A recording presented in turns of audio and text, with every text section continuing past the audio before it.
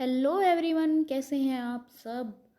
अगर आप हमारे फिजिकल एजुकेशन ए के पुंडी चैनल पर विज़िट करते हैं तो चैनल को सब्सक्राइब करें, लाइक करें, शेयर करें ताकि आपको फिजिकल एजुकेशन से रिलेटेड अपडेट मिलती रहे। हमने एक सीरीज चला रखी है हिस्ट्री ऑफ फिजिकल एजुकेशन। तो आज हम जर्मन की हिस्ट्री देखते हैं। जर्मन की हिस्ट्री में क्या क्या हुआ था। शारीरिक शिक्षा का इतिहास। जर्मन में 18वीं से 19वीं शताब्दी के मध्य का काल। 19वीं शताब्दी के मध्य से नाजी काल। नाजी काल में शारीरिक शिक्षा। दूसरे महायुद्ध के पश्चात का समय। तो अब पढ़ते हैं 18वीं से 19वीं शताब्दी के मध्य का काल। जॉन बर्नार्ड बेस्टो, जिनका कार्यकाल 1723 से 1790 ईसा पूर्व तक रहा। जॉन क्रिस्टोफर फ्रेडरिक गटमट, जिनका कार्यकाल 1759 से 1839 ईसा पूर्व तक रहा। थर्ड है फ्रेडरिक लुडविग जॉन, जिनका कार्यकाल 1798 से 1852 ईसा पूर्व तक रहा। और फोर्थ है हमारे एडोल्फ स्पीच, जिनका कार्यकाल 1810 से 1858 तक रहा। जॉन बर्नार्ड बेस्टो, जिनका कार्यकाल 1723 से 1790 ईसा पूर्व तक रहा। शारीरिक शिक्षा के पितामह के रूप में इनको जाना जाता है।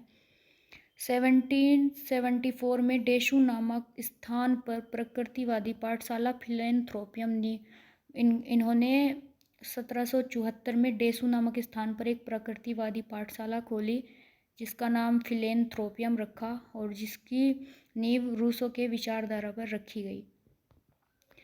फिलेंथ्रोपियम के प्रथम शारीरिक शिक्षक जॉन साइमन थे। 1785 ईस्वी में क्रिश्चियन गोथिफ साल्जमैन ने सनेपन थाल शिक्षा विद्यालय की स्थापना की और क्रिश्चियन कार्ल आंद्रे साल्जमैन के विद्यालय में शारीरिक शिक्षक के रूप में कार्यरत थे। फिर आते हैं हमारे जॉन क्रिस्टोफर फ्रेडरिक गटमट, जिनका कार्यकाल 1759 से 1839 ईसा तक रहा।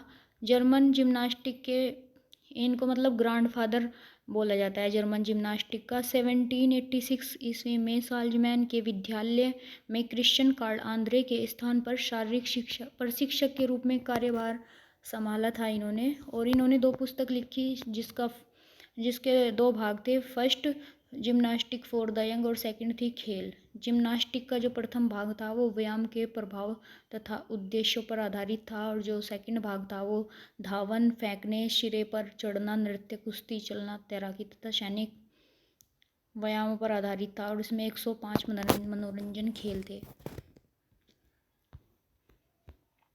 फ्रेडरिक लुडविग जॉन का कार्यकाल 1798 से 1852 ईसा पूर्व तक रहा। शारीरिक शिक्षा को जर्मन जाति में राष्ट्रीय एकता के रूप में प्रतिष्ठित करने वाले ये प्रथम व्यक्ति थे।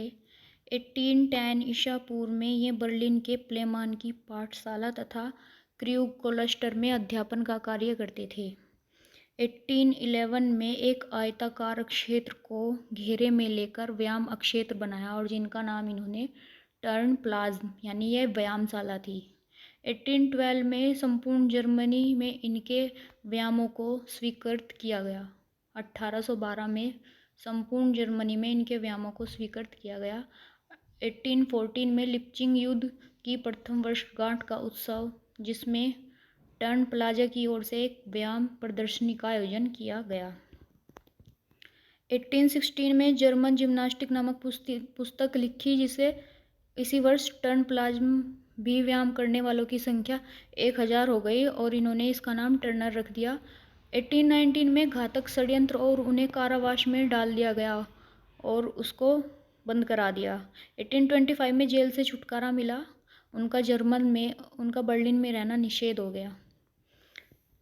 1852 में टर्नवेरियन क्रांति से प्रतिबंध हटा दिया गया, लेकिन अब तक लुडविग जॉन की मृत्यु हो चुकी थी। 1852 में ये मर गए थे, इनकी मृत्यु हो चुकी थी। 1860 में जिम्नास्टिक के प्रति लोग जागरूक हुए। 1866 में अखिल जर्मन जिम्नास्टिक सोसाइटी संघ की स्थापना की गई। Next slide. फिर आते हैं हमारे 4th नंबर पर एडोल्फ स्पीच, जिनका कार्यकाल 1810 से 1858 ईसा पूर्व तक रहा। इनका मुख्य उद्देश्य शारीरिक व्यायाम को सामान्य शिक्षा का एक महत्वपूर्ण अंग बनवाना था।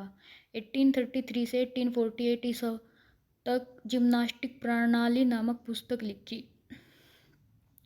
18 से 42वीं ईस्वी में जिम्नास्टिक व्यायाम को शिक्षक को एक अंग के रूप में मान्यता दी गई।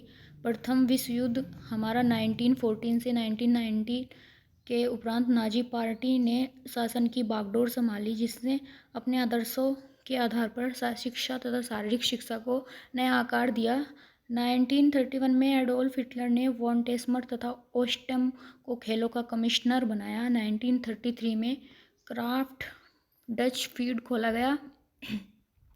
1938 में इस संस्था का कार्यभार जर्मन लेबर फ्रंट के अधीन आ गया। 5 इवेंटों में प्रवीणता पर रिच स्पोर्ट मेडल दिया जाता है। मैंने आपको यहाँ पे इम्पोर्टेंट पॉइंट ही बताए हैं, तो आप ध्यान से देखना।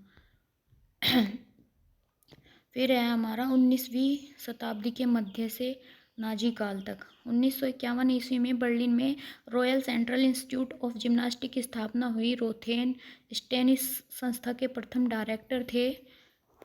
इस संस्था में सैनिकों व शारीरिक शिक्षा के शिक्षकों को एक साथ प्रशिक्षण दिया जाता था। सन 1860 में जिम्नास्टिक को प्राथमिक और हाई स्कूलों में लागू किया गया। सन 1862 में से बच्चों के लिए अनिवार्य कर दिया गया था। फिर है दूसरे महायुद्ध के पश्चात का समय। पूर्व जर्मनी अपने आदर्शों पर चलने वाला। पूर्व जर्मनी में शारीरिक शिक्षा का प्रबंध उत्तम था और यह एक आवश्यक विषय भी था। प्रत्येक व्यक्ति को सप्ताह में एक बार व्यायाम करना पड़ता था। सन 1947 ईस्वी में कार्ल डिम के द्वारा एकेडमी ऑफ फिजिकल एजुकेशन की स्थापना की गई, जिसकी स्थापना कोलोन नामक स्थान पर की गई थी। पश्चिम जर्मनी अमेरिका और यूरोपीय देशों के आदर्शों पर चलने वाला था। तो आज हमारा जर्मन का हिस्ट्री कंप्लीट हो गया। कल हम डेनमार्क और जो रह गया उसको नेक्स्ट वीडियो में कवर करेंगे।